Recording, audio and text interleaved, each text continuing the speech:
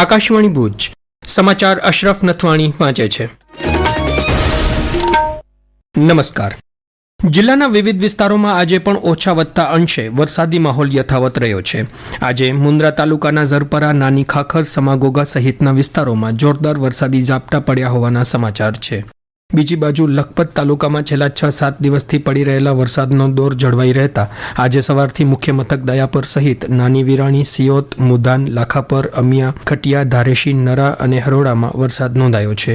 આ ઉપરાંત કનોજ, સુભાષપર, બીટીઆરી, વર્માનગર, પીપર, રોડાસર અને બરંદામાં પણ વરસાદના સમાચાર છે. માતાનામઢ, કોટડામઢ, આશાલડી, મેઘપર, આશાપર, લખપત, ઉમરસર, પાંદરો, છેર, કપુરાશી અને ગડુલી વિસ્તારમાં પણ વરસાદી માહોલ રહ્યો છે.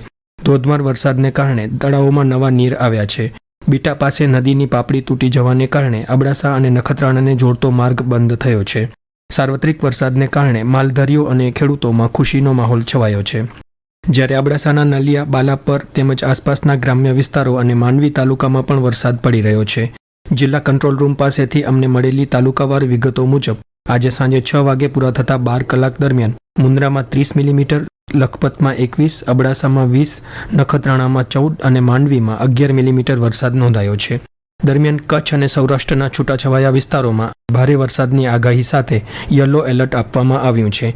જ્યારે 23મીથી 28મી ઓગસ્ટ દરમિયાન ભારેથી અતિભારે વરસાદની શક્યતા હોવાનું हवामान विभागना नियामक डॉक्टर A.K. दासे जણાવ્યું છે. सौराष्ट्र और कच्छ के लिए आज हेवी रेनफॉल वार्निंग है आइसोलेटेड प्लेसेस में येलो वार्निंग के साथ, और 23 से लेकर 28 अगस्त तक सौराष्ट्र और कच्छ के लिए heavy to very heavy rainfall का वार्निंग दिया गया है.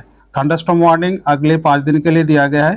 22 से लेकर 26 अगस्त तक गुजरात रीजन और सौराष्ट्र कच्छ दोनों रीजन के लिए दिया गया है. ભુજ નજીક અજરકપુર ખાતે આવેલ living and learning design centre ખાતે સૃજન LLDC ક્રાફ્ટ મ્યુઝિયમ દ્વારા આજથી 24મી ઓગસ્ટ સુધી 3 દિવસીય કલા સંગમનું આયોજન કરાયું છે. ગુજરાતી સંગીત, સાહિત્ય અને નૃત્યના ત્રિવેણી સંગમ સમા આ આયોજનમાં આ ત્રણેય મુખ્ય કલાઓને આવરી લઈ વિવિધ પ્રસ્તુતિઓ અને વિચાર વિમર્શ, માર્ગદર્શન, પ્રશ્નોત્તરી વગેરે યોજાશે. કચ્છના વિવિધ કલાક્ષેત્રના બાળ, તરુણ, યુવા, નવોદિતથી લઈને સ્થાનિકે જાણીતા કલાકારો, સાહિત્યકારો અને વિદ્વાનો આ કલા સંગમમાં જોડાયા છે. જિલ્લાની તમામ અદાલતોમાં આગામી 13મી સપ્ટેમ્બર શનિવારે રાષ્ટ્રીય લોક અદાલત યોજાશે. જિલ્લા કાનૂની સેવા સત્તા મંડળ દ્વારા યોજાનાર આ લોક અદાલતમાં ફોજદારી સમાધાનપાત્ર ગુનાના કેસો, જમીન સંપાદન વળતર કેસો, ચેક બાઉન્સ સંબંધિત કેસો, ગ્રાહક સેવા તકરારો, બેંક રિકવરી, વીજ કંપની, મોટર અકસ્માત વળતર, લગ્ન સંબંધિત તેમજ દીવાની પ્રકારના કેસો સહિતના તમામ સમાધાન લાયક કેસો મૂકવામાં આવશે.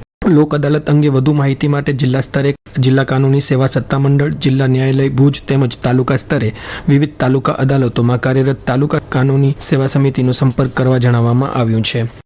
ભચાઉ તાલુકા આરોગ્ય કચેરી દ્વારા આધોઈ હાઈસ્કૂલ ખાતે HIV/AIDS અંગે વક્તૃત્વ સ્પર્ધાનું આયોજન કરવામાં આવ્યું હતું. કાર્યક્રમમાં વિદ્યાર્થીઓને HIV/AIDS વિશે વિસ્તૃત માહિતી આપવામાં આવી હતી તેમજ રાષ્ટ્રીય કિશોર સ્વાસ્થ્ય કાર્યક્રમ અંતર્ગત ક્લિનિકમાં આપવામાં આવતી સેવાઓ વિશે પણ સમજણ આપવામાં આવી હતી. આ ઉપરાંત ડેન્ગ્યુ અને મેલેરિયા રોગના અટકાયતી પગલાઓ, TB મુક્ત ભારત, રસીકરણ વગેરે અંગે પણ જાણકારી અપાઈ હતી. વ્યસન મુક્તિ ઝુંબેશ અંતર્ગત જિલ્લા પંચાયત આરોગ્ય શાખા દ્વારા ભુજ તાલુકાના માધાપરમાં શાળાઓથી 100 મીટરની ત્રિજ્યામાં આવેલી દુકાનો અને કેબિનોમાં તમાકુની બનાવટોનું વેચાણ કરતા ધંધાર્થીઓ સામે કાયદાના ભંગ બદલ દંડ વસૂલવામાં આવ્યો હતો. આ ઉપરાંત સરકારી દવાખાના જેવા જાહેર સ્થળોએ તમાકુની બનાવટોનો ઉપયોગ કરતા લોકો વિરુદ્ધ પણ દંડાત્મક કાર્યવાહી કરવામાં આવી હતી. આ કામગીરીમાં માધાપર પોલીસ સ્ટેશનનો સ્ટાફ પણ જોડાયો હતો. રાપર એસટી ડેપોમાં આજે નવી મિની મેટ્રો બસનું લોકાર્પણ કરવામાં આવ્યું હતું. રાપરથી દુધઈ થઈને ભુજ સુધીના રૂટ પર બપોરે 1:30 વાગે દોડતી આ બસ સેવામાં હવે નવું વાહન ઉમેરાયું છે. ઉલ્લેખનીય છે કે રાપર એસટી ડેપોએ કચ્છ એસટી વિભાગમાં સૌથી વધુ માઇલેજ મેળવ્યું છે. ડીઝલ કિલોમીટર પ્રતિ લીટરમાં 5.49નો આંક હાંસલ કરવા બદલ તાજેતરમાં એસટી નિગમ દ્વારા રાપર એસટી ડેપોને પ્રશંસાપત્ર આપવામાં આવ્યું હતું.